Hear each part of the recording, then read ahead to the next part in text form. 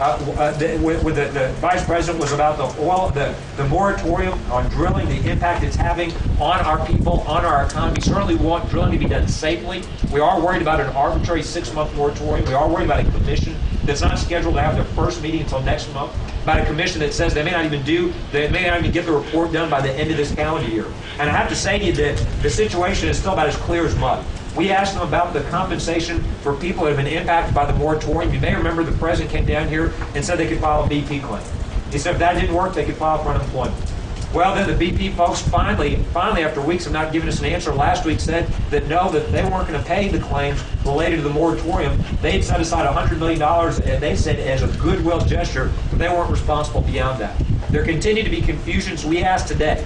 The Vice President said the $100 million was for the rig workers directly laid off as a result of the moratorium.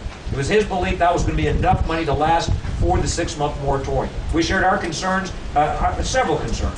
One, that there are thousands of other people that are losing and are going to lose their jobs that are working on support vessels, working in catering companies, working in these small businesses that are also impacted by this moratorium. Secondly, we're very worried that this $100 million will not last, that the 6 months won't even come close to lasting the 6 months. Third, we made it very clear there's nobody in Louisiana that wants an unemployment check. There's nobody that wants a BP check. Our people want to go back to work. They want drilling to be done safely. They need additional, if it's additional inspectors, there should be additional inspectors. They need to check the BLP, they need to check the BLPs, they need to check the well pressures. They need to listen to their own experts. They appointed a panel of experts to advise them. Instead of listening to the National Academy of Engineering experts, they instead insisted on an arbitrary 6-month moratorium. In the meantime, the Commission's not even doing their work. So our message was, do this safely. I know Congressman Gow and others suggested, for example, the idea of allowing, and Senator Landrieu and others have made the same suggestion, why not at the very least allow these rigs to drill before, halt the drilling before they get to the oil, but allow them to drill in the meantime, and in the meantime give the Commission time to get its work done so they can tell them how to operate safely. The fact that federal government's not doing their job shouldn't cost thousands of Louisianians our jobs. They need to do their job in terms of providing proper oversight. Vice President said they'd certainly look into the issues of compensation. They didn't have any answers for us today for those who are impacted by the moratorium, where they should go. They did say that they would look into some of these ideas about the moratorium. He said that it sounded reasonable to him, but he couldn't give us an answer today about those and some of the other ideas we made in the meantime so that our people can go back to work. Bottom line is we had certainly, I appreciate the Vice President spending the time he did here today.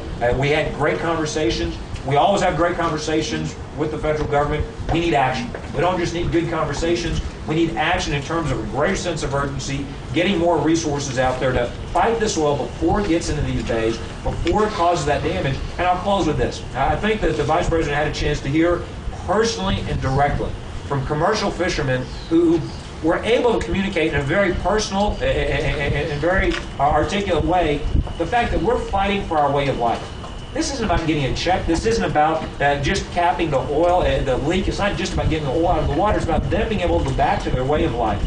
For years, many of them have been out there for decades fishing. Many of them learned from their parents. They want their children and grandchildren to be able to go out there and fish in these waters again. This won't be done for us until they cap the leak, they get the oil out of the water, and they restore our estuaries, our wetlands, our marine life back to their pre-spill status so we can get back to our way of life. Bottom line, I share with the Vice President our concerns. The federal government needs a greater sense of urgency. They need to cut through the red tape, the bureaucracy, give us our permits. They need to lead or get out of the way.